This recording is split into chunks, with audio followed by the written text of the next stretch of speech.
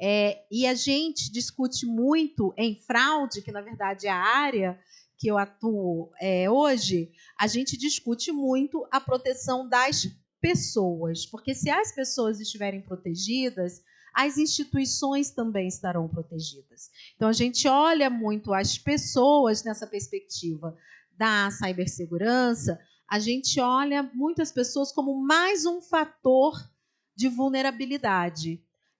Ao invés da gente entender as pessoas como sistemas que também podem estar vulneráveis, mas que isto é uma condição que pode ser passageira se for trabalhado corretamente, se a gente conseguir fazer isso de uma forma correta.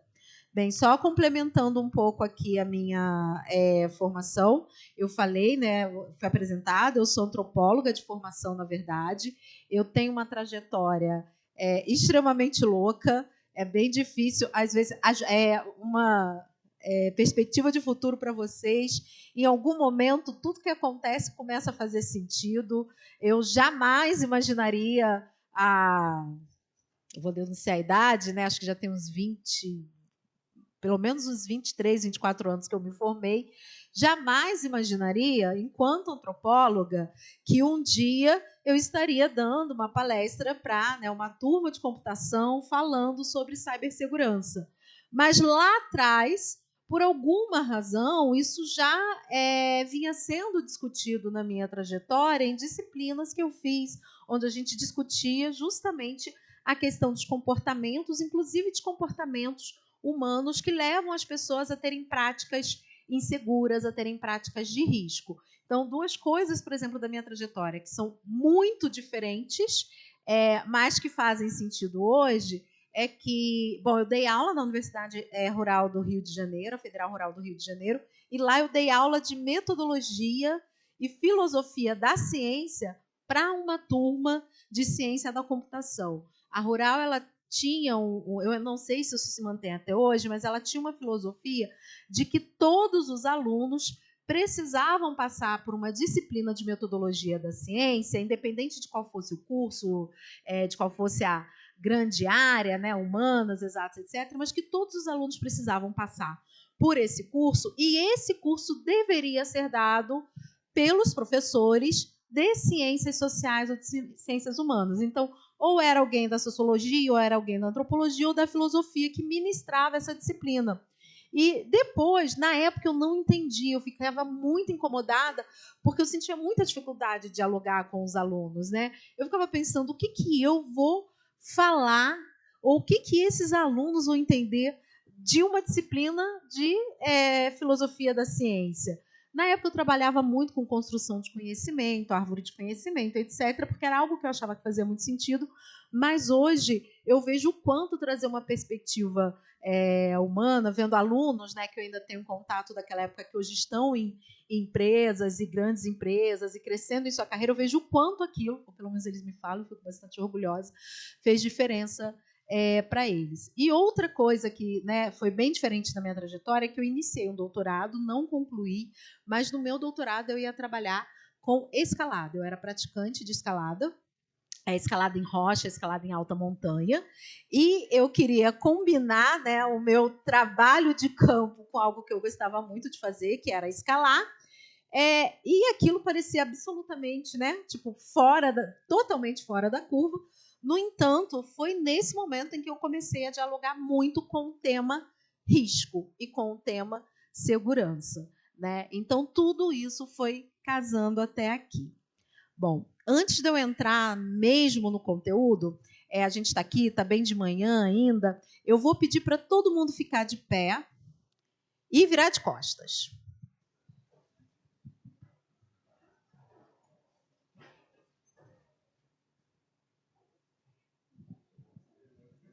Ok. Agora, a tarefa de vocês, eu vou dar uma tarefa que vocês, enquanto usuários, aqui vão ter que executar, mas vocês têm que executar exatamente do jeito que eu disser.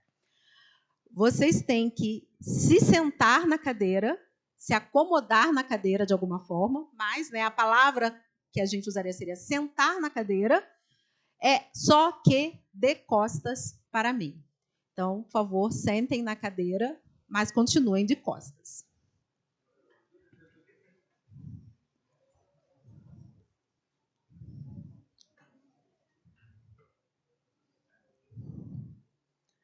Ok. Bem.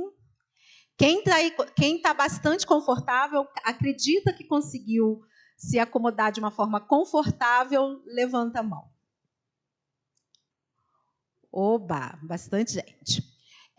Quem acredita que vai conseguir absorver bastante aqui do que a gente vai falar e vai trabalhar, nessa posição, por favor, levanta a mão. Boa, não, estamos bem. Já temos um sistema aí que vai funcionar para algumas pessoas. Não vai funcionar para todo mundo, mas vai funcionar. Bom, última pergunta. Quem quer continuar a participar aqui da palestra sentado dessa forma? Obrigada, todo mundo pode ficar de pé. Pode sentar, inclusive, da forma que vocês preferirem agora. Fiquem bem à vontade. Oi? Não preciso, eu ainda não comecei mesmo com os slides. Era só para gente. Eu queria trazer aqui uma experiência real de como a grande maioria dos usuários ainda hoje se sentem quando tem que interagir com interfaces digitais. A grande maioria dos usuários se sente como alguém que tem que assistir uma palestra sentado de costas para o palco e para o palestrante e tentando ali acomodar, absorver tudo e chegar no seu objetivo final ali, que é tentar aprender alguma coisa ou realizar uma tarefa. E eu acho que quando a gente traz isso dessa perspectiva física, é quando a gente efetivamente consegue entender. Porque, na maioria das vezes, os usuários eles não estão sentindo isso ou eles não conseguem expressar o que sentem da forma física ou sentir isso fisicamente. Então, isso se torna uma dor emocional, né? E essa dor emocional se reflete num sentimento de estupidez, ignorância, falta de entendimento, né? E se, em última instância, se transforma quase numa culpa. Porque, pensa bem, eu estou aqui, ó, eu estou dizendo para vocês, né? Olha, sentem de costas. O que vocês vão fazer? Vão confiar? Por que todo mundo sentou? Ninguém desafiou, ninguém pensou, não, essa mulher tá maluca.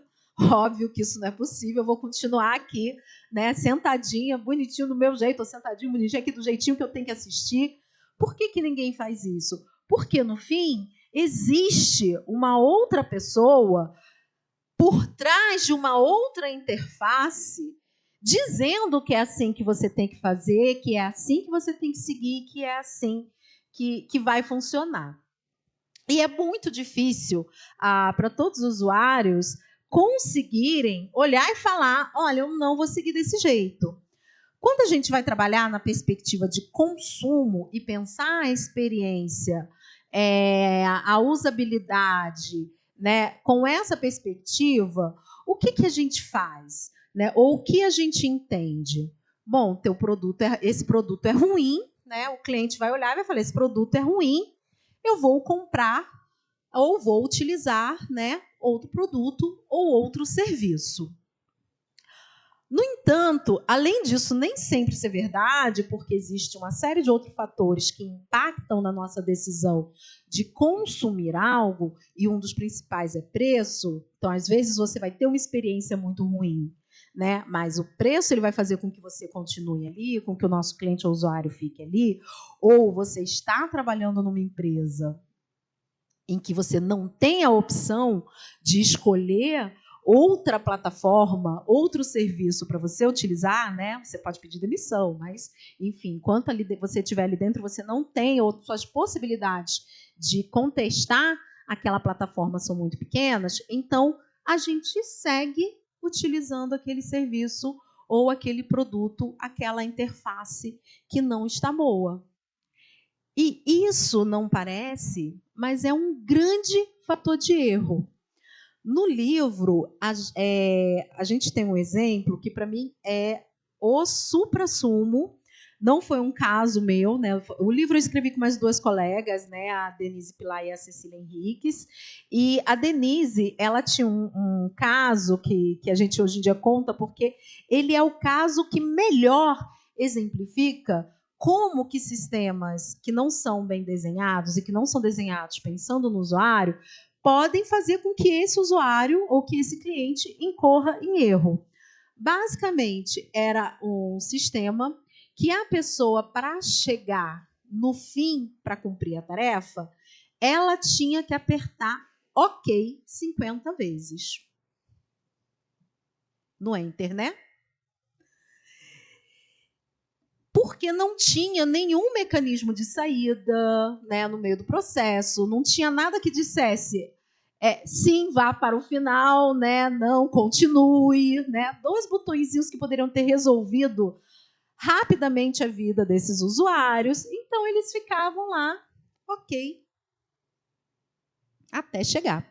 E o que a grande maioria das pessoas fazia, e ela observou isso, as pessoas colocavam algum peso, grampeador, peso de papel, enfim, na tecla Enter, iam lá bater papo, pegar um cafezinho e fazer alguma outra coisa. Ou seja, você saiu de frente da tela, você não sabe nem o que você está aprovando no fim do dia, naquele OK contínuo. Por quê? E era OK mesmo o botão, tá, gente? Porque a pessoa fez a primeira vez, fez a segunda vez, fez a terceira vez. Um movimento repetitivo contínuo, ela não vai continuar. E o mais interessante é que nessa instituição que ela estava fazendo a observação, ela viu que não era nela, percebeu porque a primeira pessoa botou um grampeador e falou, vamos tomar um café? E ela achou super interessante, ela não estava lá com o objetivo de descobrir isso ou de pensar nisso, mas aí ela foi tomar o café e aí na volta ela voltou um pouco mais devagar observando como é que outras pessoas que usavam o mesmo sistema estavam se comportando e aí ela viu, né, vários computadores com peso de papel ou outro tipo de peso em cima da tecla Enter.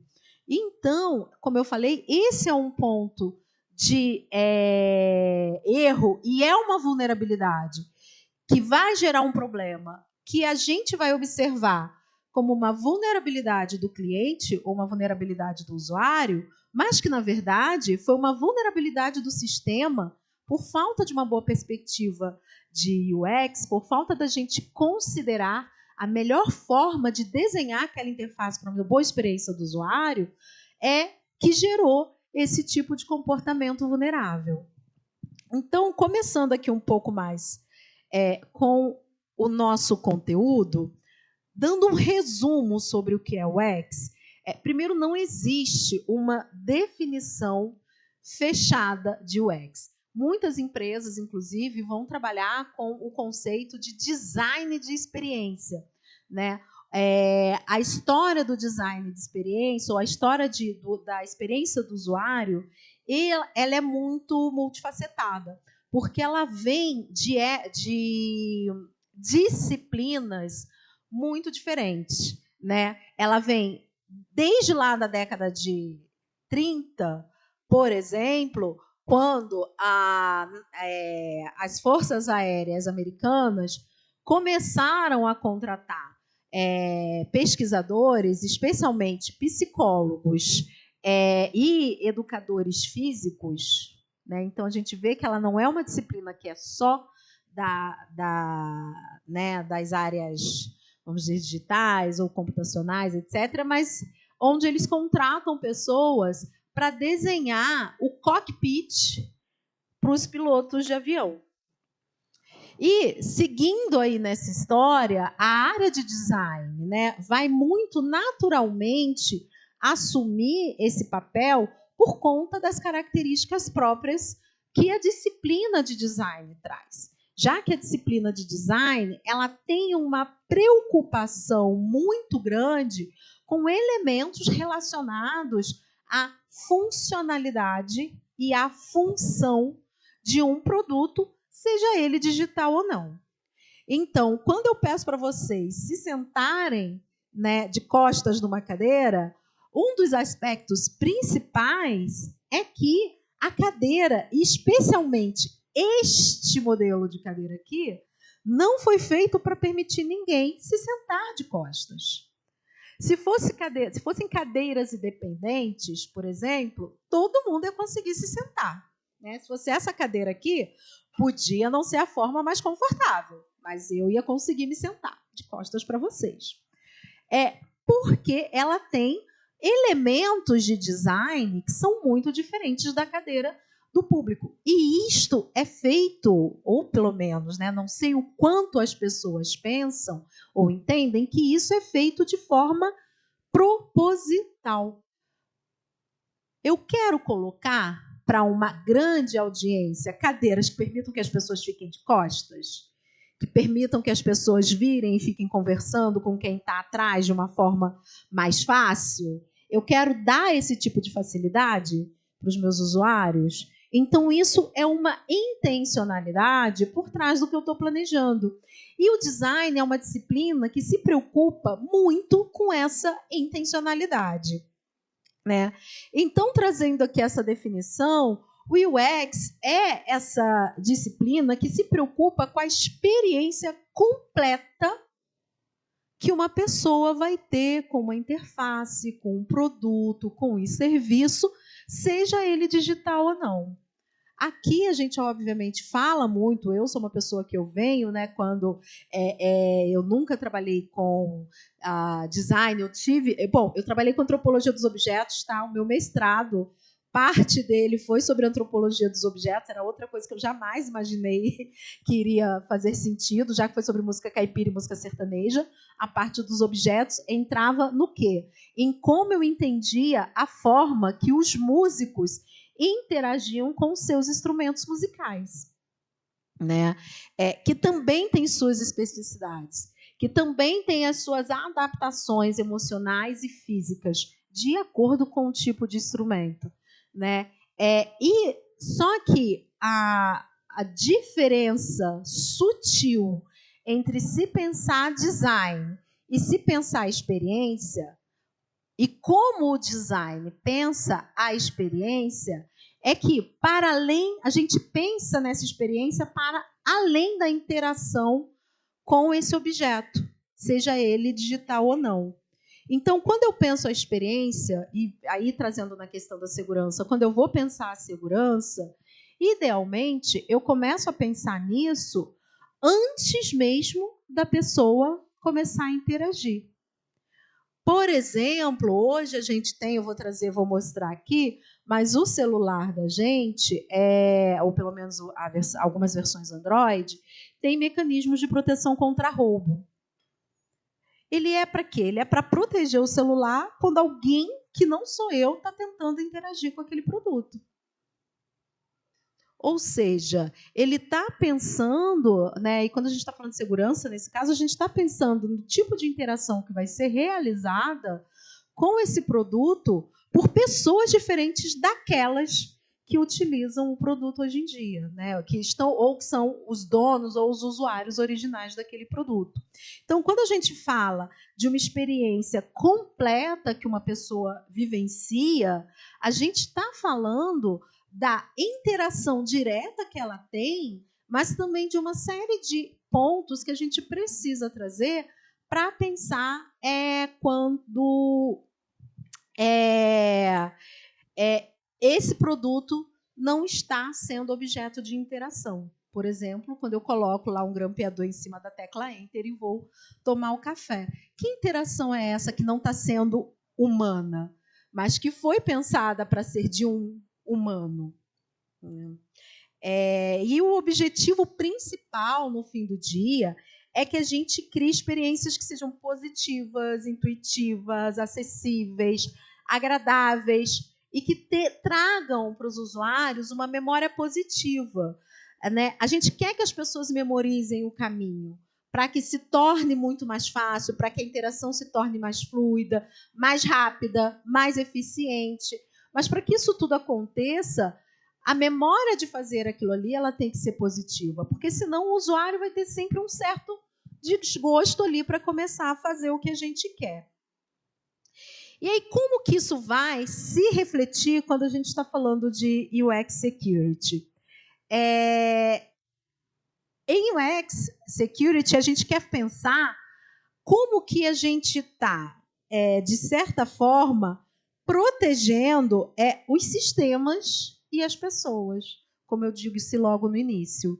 Então, essa é a diferença quando a gente está falando, por exemplo, só de cibersegurança. Porque aqui o caminho não é, né? E isso não invalida o trabalho, tá, gente? Não invalida nada do que cibersegurança faz. Pelo contrário, daqui a pouco, no fim, eu vou falar sobre alertas de fraude, golpes, onde a gente é muito dependente de tudo que cibersegurança faz. No entanto, isso tem que ser pensado não olhando o usuário como uma pessoa estúpida que não sabe o que está fazendo ali, mas como alguém que está ali construindo os caminhos para que aquele usuário não encaia em erros. Então, é um trabalho que ele é bastante difícil. E quando a gente está falando de fraude, ele fica mais difícil ainda. Porque na fraude, a gente tem 3 agentes, no mínimo 3 agentes envolvidos. 2 deles fora do nosso controle. Né? A instituição, que é onde a gente consegue gerar modelos, produtos, sistemas, enfim, analisar dados, pesquisas, etc., para gerar controle e proteção. A gente tem o usuário, que tem as suas próprias vulnerabilidades, inclusive vulnerabilidades emocionais. Uma muito, utilizada é justamente o senso de urgência. O senso de urgência ele é inerente ao ser humano. Então, toda vez que alguém tiver um gatilho de senso de urgência, a probabilidade de cair numa fraude é muito grande. E a gente tem um fraudador, que está ali, ou a pessoa que quer cometer uma fraude, ou a pessoa que quer entrar. E aí eu não quero falar de hacker, não quero falar de cracker, eu prefiro falar fraudador, porque eu prefiro falar de pessoas que estão mal intencionadas no uso do sistema, independente do caminho ali que ela vai utilizar. Mas essa pessoa, ela é especialista em 2 coisas: em achar as vulnerabilidades humanas e achar as vulnerabilidades de sistema.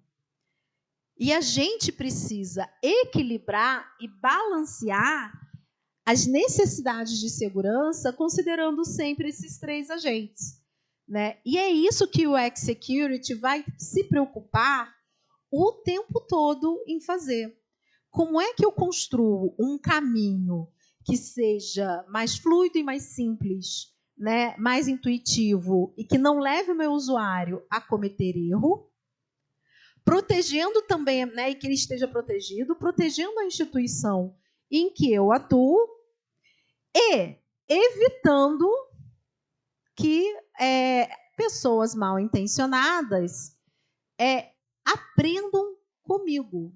Porque sim, eles aprendem com a gente, né? Todo mundo aqui é capaz de aprender. Como eu trabalho na área de fraude, a gente trabalha muito mais com fraude, né? E dentro de um banco, o meu, pelo menos, né, trabalho mais contínuo é como que a gente evita que os clientes caiam em golpes que o banco não tem o menor controle.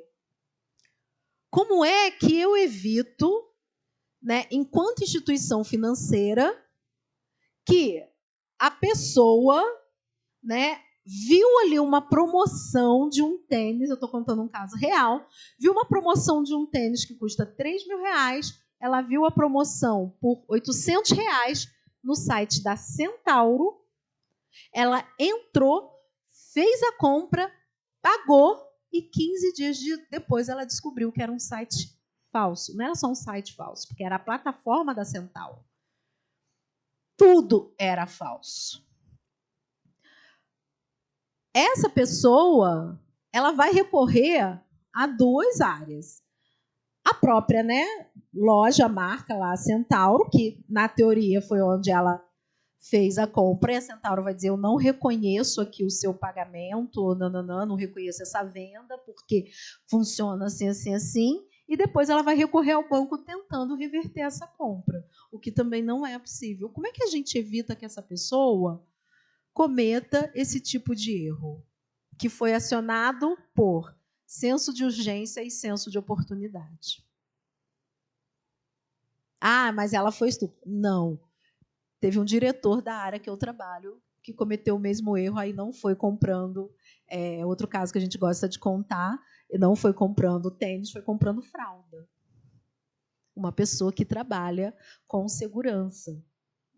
E aí a gente brinca muito, né? Brinca não, é uma brincadeira séria, que todo mundo pode cair em uma fraude. Todo mundo pode clicar um e-mail de phishing. E aí, sem querer passar dados pessoais, né?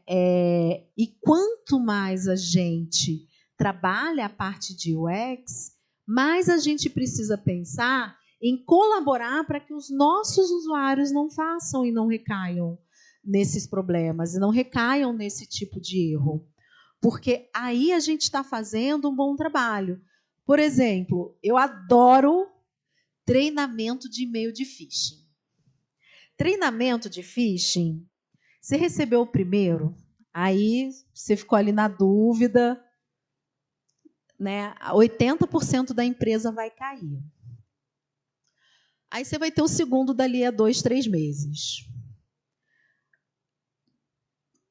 50% só da empresa caiu. Pô, as pessoas estão ficando conscientes, né? Você vai lançar de novo dali a 3 meses, pô, só 20% das pessoas caíram. Caramba, que legal! O treinamento está funcionando, as pessoas não estão mais clicando em phishing, né? Vai olhar os e-mails, são todos iguaizinhos. Você está de 3 em 3 meses recebendo um e-mail exatamente igual, que não tem nada a ver com a empresa, que não tem nada a ver. Sim. E aí você acha que está treinando os colaboradores para que eles não caiam em e-mail falso. E aí, quando a gente recebe um e-mail falso, de verdade, ele vem com a fonte que a instituição utiliza, a logo certinha, bonitinha, uma sutileza ali no e-mail que é muito pequena. Às vezes é um BR que está faltando, que, né, vem ali um instituição @.com.br, né? E aí é só o BR que não tem, e o resto está totalmente igual. E está todo mundo lá treinando um e-mail que, obviamente, não foi mandado por aquela instituição, porque ele não segue nenhum padrão de e-mail daquela instituição. Que nos levam a pensar como esses sistemas precisam ser desenvolvidos e desenhados. E aí eu queria, né, trazer algumas aplicações de UX Security para segurança. A primeira é quando a gente vai trabalhar com a autenticação dos usuários. Falar de como identificar as pessoas é o ponto mais sensível, pelo menos na minha perspectiva, né, quando a gente está falando de segurança digital.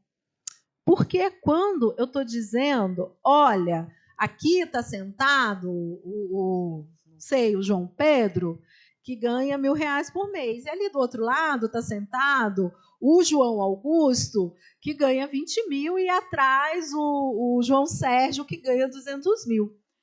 E aí imagina se tem alguém mal intencionado com acesso a essas informações de dados. Quem ele vai escolher para atacar? Quem que vocês acham que, né, uma pessoa mal intencionada escolheria para atacar? Hã? Não ouvi. O mais vulnerável. Boa. Por que o mais vulnerável? Porque às vezes não é a pessoa mais rica, às vezes o mais vulnerável vai ser a pessoa com menos dinheiro. Mas, no geral, aqui, o mais vulnerável são as pessoas que a gente está retendo mais informações. Então, quando a gente está falando de autenticação do usuário, a gente está falando em reconhecer exatamente quem é aquela pessoa. E se a gente não faz isso bem, isso faz com que essa pessoa incorra um erro. Exemplo, biometria, reconhecimento facial. A gente está evoluindo muito rapidamente, né? Acho que a aula anterior, a palestra anterior estava falando um pouco sobre isso, pelo menos quando eu cheguei. A gente está evoluindo muito rapidamente nisso. No entanto, ainda temos muitas dificuldades, né? É sabido, por exemplo, que as ferramentas de reconhecimento facial têm mais dificuldade de reconhecer pessoas negras ou pardas. E aí, quando eu estou dizendo pardas, não estou só dizendo, estou dizendo não brancas, né? Para melhorar.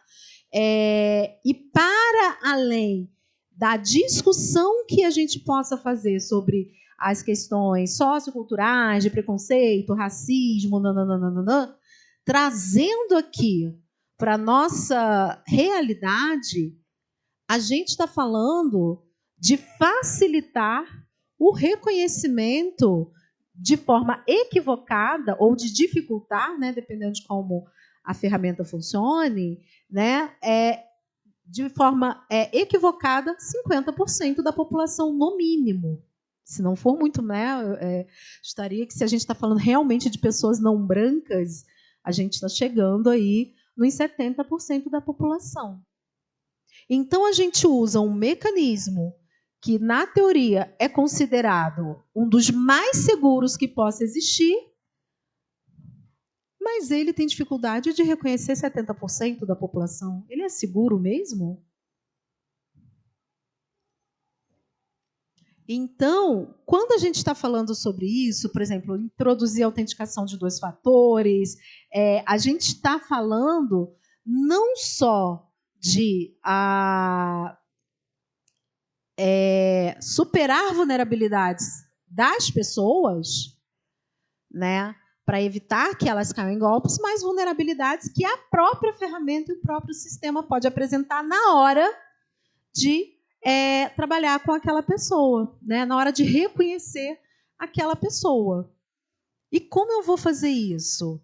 No fim do dia, né, vivemos no mundo da pressa. O usuário, ele não quer ter que responder. Eu até ia trazer um exemplo, mas eu acabei não colocando, que era de um cadastro onde a pessoa tem que responder não sei quantas mil perguntas. Um bom exemplo é, não sei aqui quem já tirou visto, por exemplo, nos Estados Unidos, mas é mais ou menos isso, né? Você tem que tirar 2 horas do seu dia lá para ficar respondendo uma série de perguntas, algumas que, inclusive, não fazem muito sentido no nosso contexto cultural, então a gente ainda tem que pensar nisso. E aí eu ficava pensando, não, uma série de perguntas que é de sim ou não, do tipo, você já cometeu atos terroristas?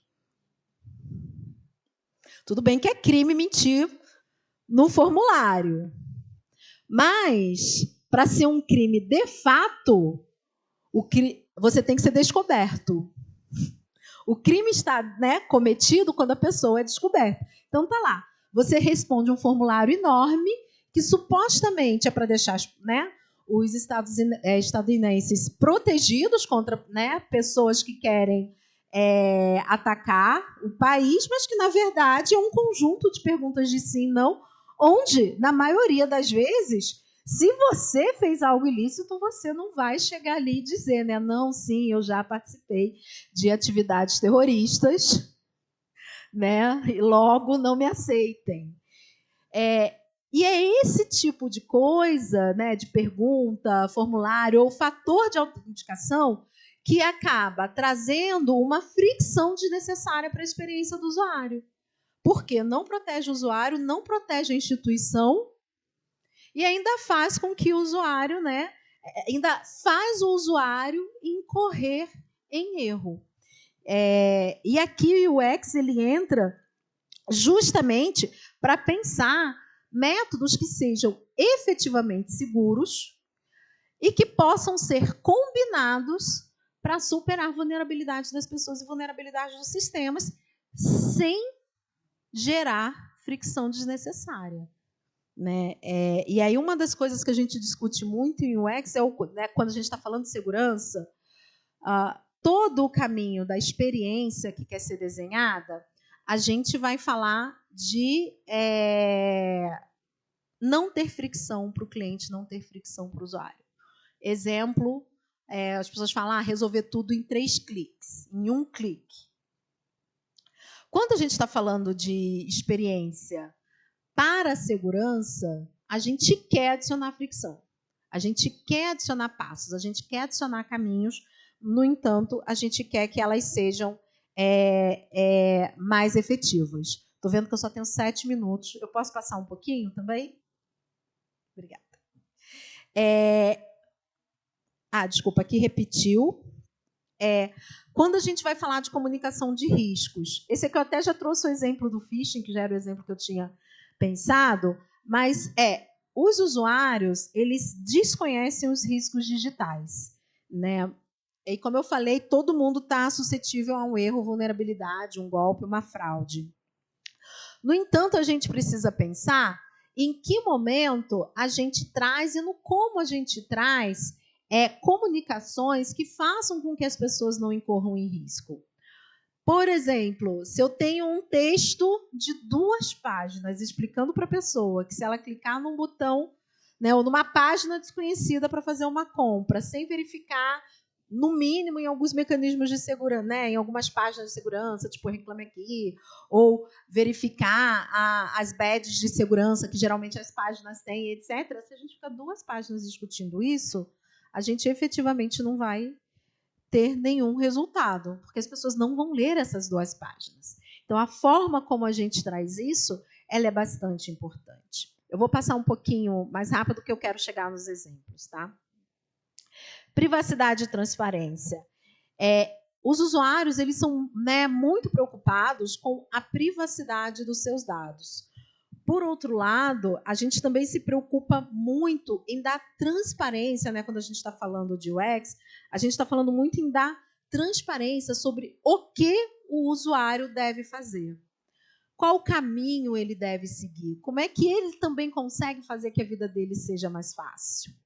No entanto, o excesso de transparência, ele também pode gerar vulnerabilidade, porque a pessoa mal intencionada aprende. Então, se a gente dá muita transparência, especialmente falando de segurança, a gente também faz com que essa pessoa perceba muito mais rapidamente onde a vulnerabilidade está e consiga burlar o mecanismo muito mais rapidamente. Então, aqui é onde fricção, transparência são elementos que a gente inverte as heurísticas que o UX traz para a gente, né? Pensando em como que a gente vai trabalhar com esses usuários de forma que a gente diga para eles o que fazer, mas que isso também não seja super evidente. Um exemplo é mecanismo de senha. Eu sempre esqueço minhas senhas.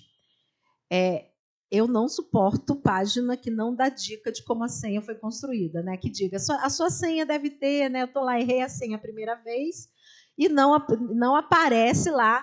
A senha ela é formada por 8 dígitos, tem que ter letra maiúscula, letra minúscula, blá, blá, blá, blá, blá, blá.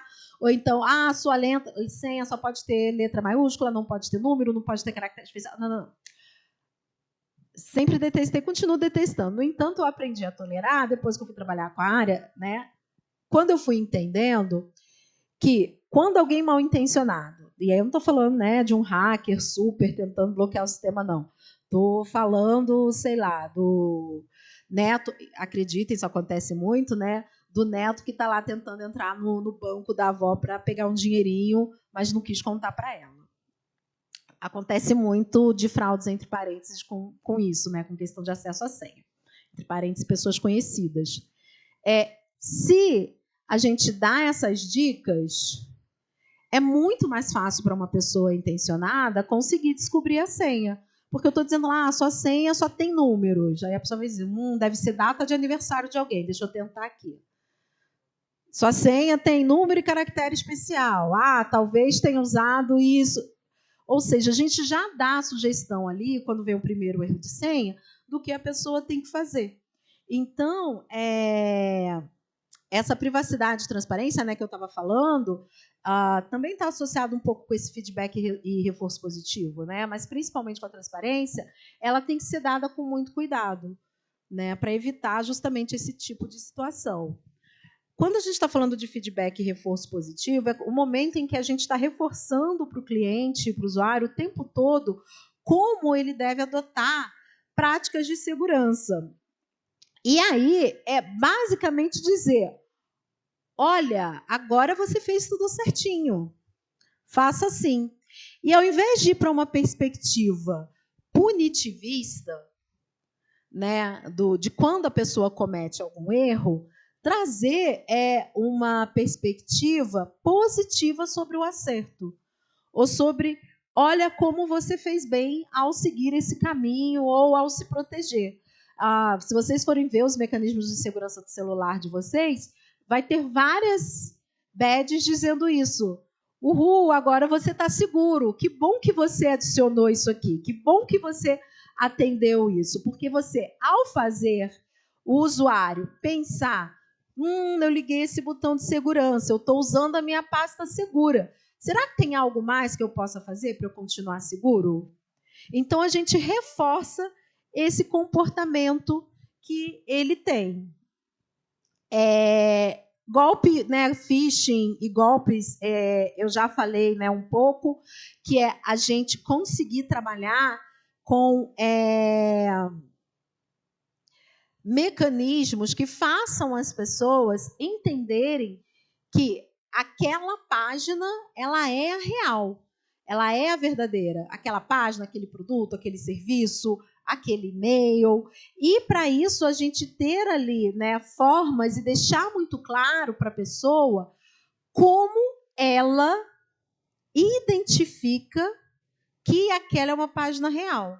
Como é que um usuário consegue saber se aquela página da Centauro é a verdadeira ou é falsa? Eu não sei qual foi a página que a pessoa comprou, tá? Foi uma entrevista que eu fiz, então não sei responder para vocês o que eu teria feito exatamente, ou até mesmo o que eu mudaria na página da Centauro, né? Ou em qualquer página de qualquer outro produto. Agora, o caminho que fez a pessoa acreditar que ela tinha comprado foi muito evidente, porque ela falava para mim, e eu já tinha comprado na Centauro antes, e era a mesma coisa. E aí, será que esse sistema de compra, de, né, um clique, será que ele realmente é o mais efetivo da perspectiva de segurança? Ele é ótimo da perspectiva de negócio. E eu não estou falando mal da Centauro, tá, gente? Eu só estou trazendo exemplo para ficar bem claro. Não sei, não conheço os mecanismos de segurança que eles têm. Mas o que pode ser feito ali para que esses usuários saibam, especialmente se ele já é um usuário frequente, que de repente ele entrou numa página errada? Hoje, muitas empresas, né, a gente vê lá, por exemplo, eu compro mais online em algumas empresas específicas, elas já dizem: compre pelo aplicativo, porque é mais seguro. Algumas, inclusive, falam: vá para o aplicativo e tenha mais desconto. Porque o aplicativo ele tem camadas de segurança que uma página na internet não tem. Desde, né, o que pode ser colocado na loja, etc. Não que isso seja absolutamente verdade, tá? Vira e mexe tem aplicativo malicioso nas lojas. Né, os clientes relatam para a gente aplicativos maliciosos que eles baixaram nas lojas. Mas, geralmente, esses aplicativos maliciosos eles caem muito rápido, porque as lojas têm muito mais controle sobre, né, o que está sendo vendido ali dentro do espaço delas. Testes de segurança, né? Também falei, os testes de segurança de phishing, de ele ser baseado na experiência real que o usuário vai ter. Então, tem muita simulação de teste que a gente vai olhar e esses testes, eles não funcionam. E testar as medidas de segurança que a gente está adotando. Né? Quando eu falei de reconhecimento facial, por exemplo, eu não trabalhei, foi uma pesquisadora colega, mas ela trabalhou para contratar uma empresa de reconhecimento facial, né, um fornecedor para sistema de reconhecimento facial. Vários foram testados diretamente com os usuários. As empresas, inclusive, receberam um feedback dizendo onde estavam as falhas na perspectiva da experiência, né? Para quê?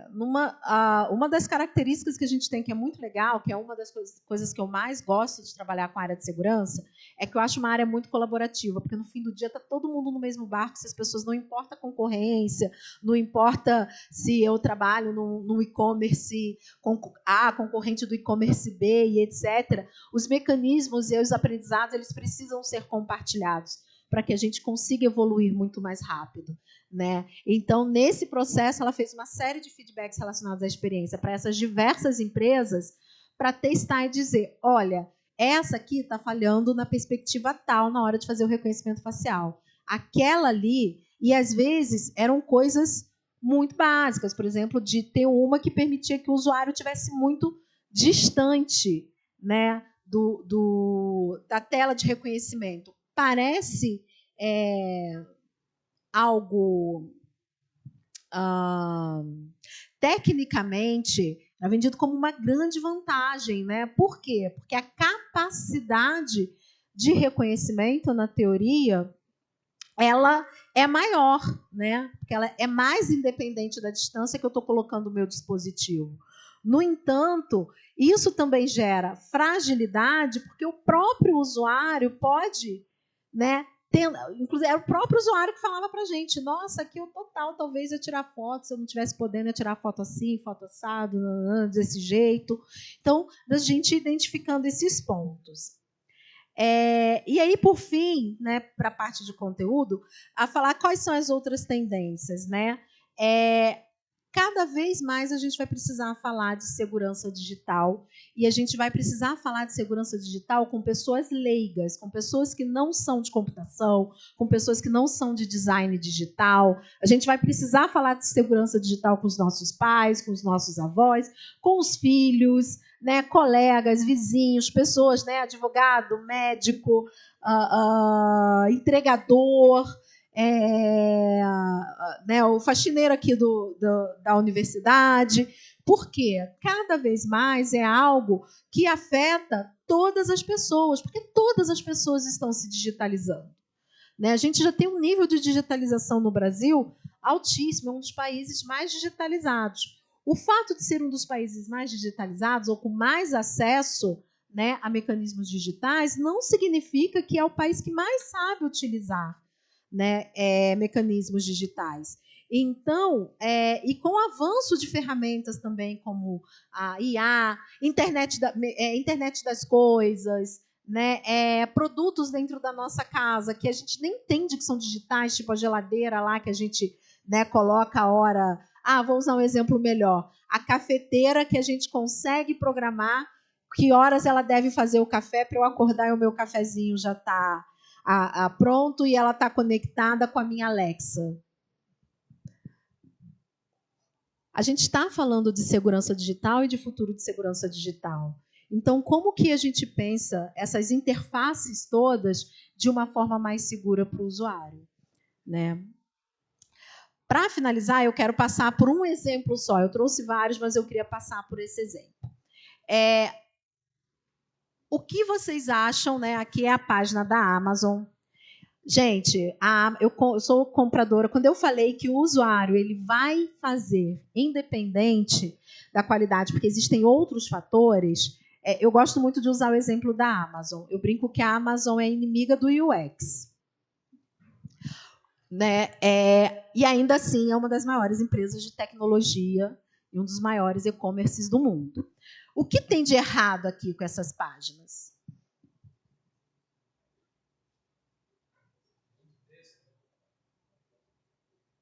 Muito texto. de uma coisa que você precisa entender muito rapidamente. Olha a diferença para a solução, né, mais doméstica que a gente poderia ter. Não estou dizendo que está excelente, mas ela já está muito mais fácil de se compreender, muito mais intuitiva, muito mais agradável. A chance de um usuário comum parar para ler isso aqui, para lá para ler isso aqui, são muito diferentes, são muito desproporcionais. Passando por um outro exemplo, esse aqui é do meu, fui eu, tá? É do meu celular, na minha conta no Mercado Livre. Para eu achar a área de segurança, tem ali, ó, seguros. Para vender seguro, tá de cara. Isso não é um problema só do Mercado Livre, tá? Todas as instituições financeiras, acho que com exceção do Itaú, que foi o exemplo que eu trouxe em seguida, todas as instituições financeiras, e-commerces, grandes empresas de tecnologia, até o Google, para a gente achar os mecanismos de segurança, a gente tem que querer, tá? Eu quero achar. Então, eu tive que ir lá fazer a busca. Eu cortei aqui a busca para achar onde que eu entrava para fazer a configuração dos meus métodos de segurança no Mercado Pago.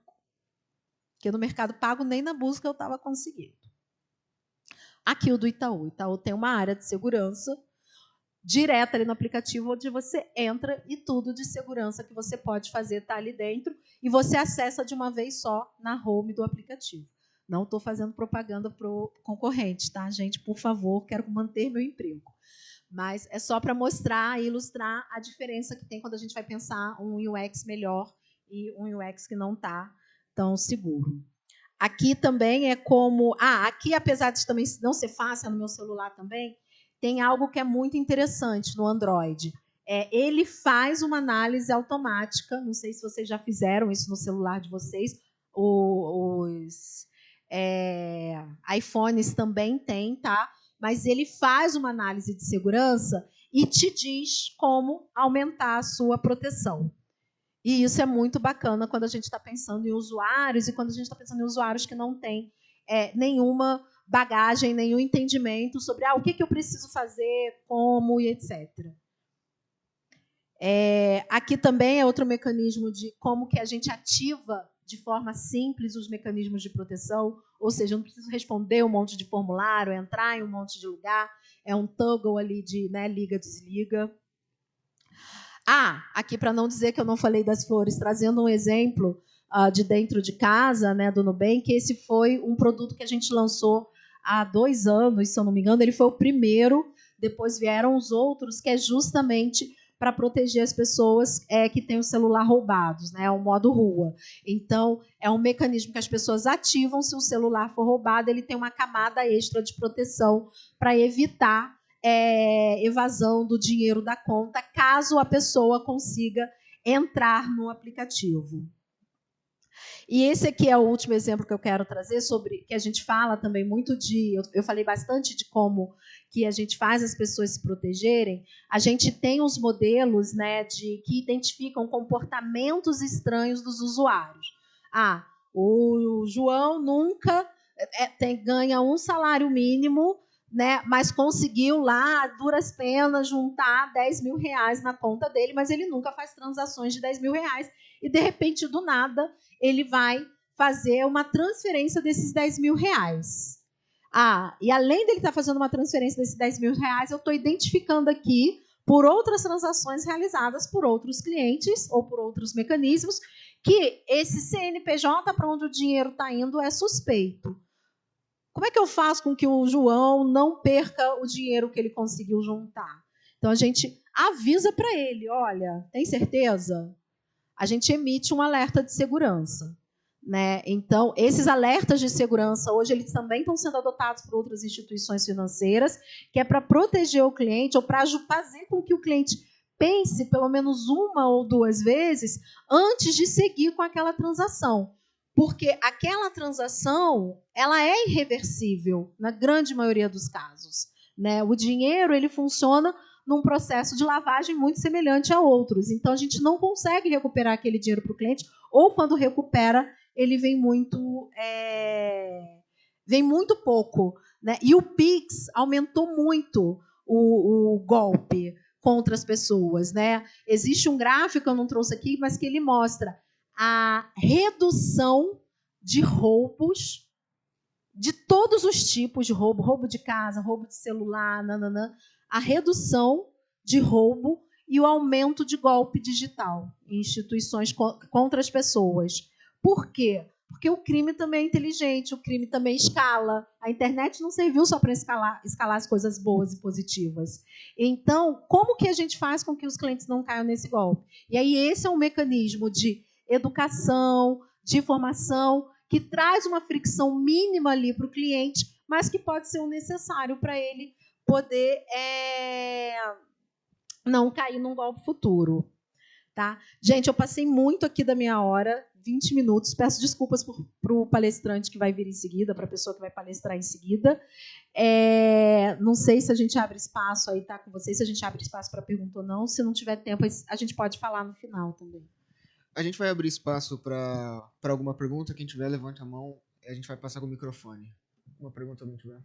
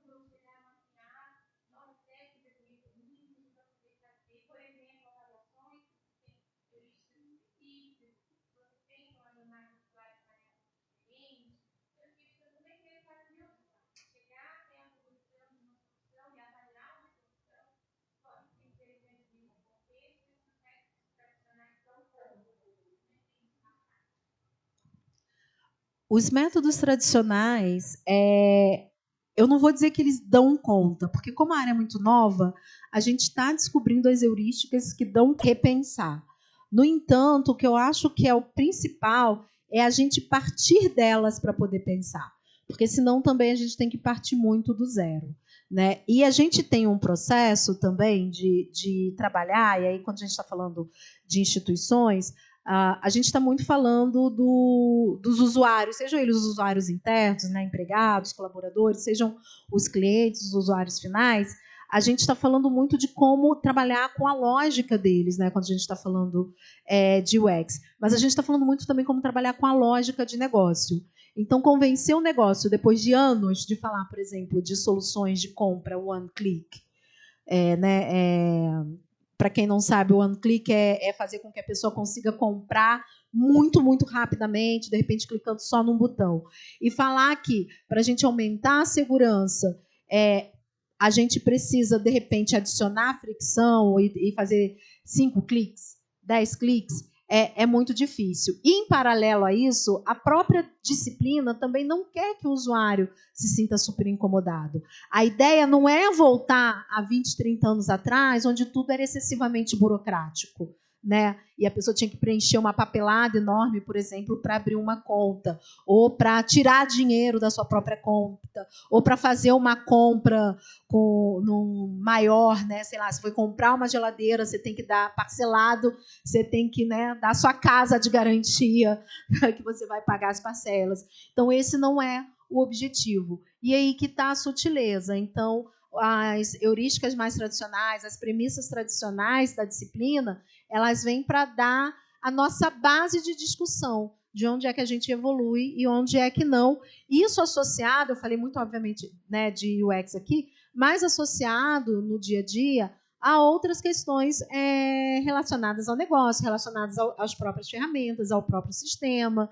Então, quando a gente está trabalhando aí, falando de vida real, né, eu não trabalho sozinha, né? Eu trabalho com desenvolvedor, business analyst, designer mesmo, porque, na verdade, o meu papel é de UX Research e de liderança, né, desses debates, junto com a minha gestora.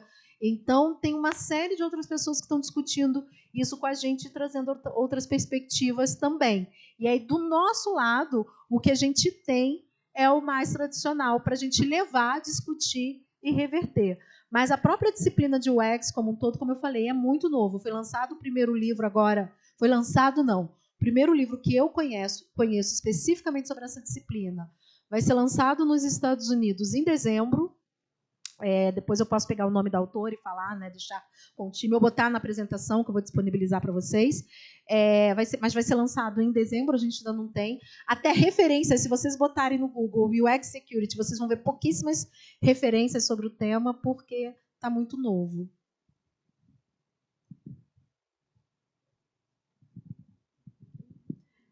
Encerramos?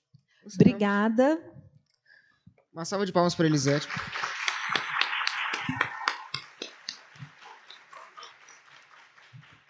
Muito obrigado pela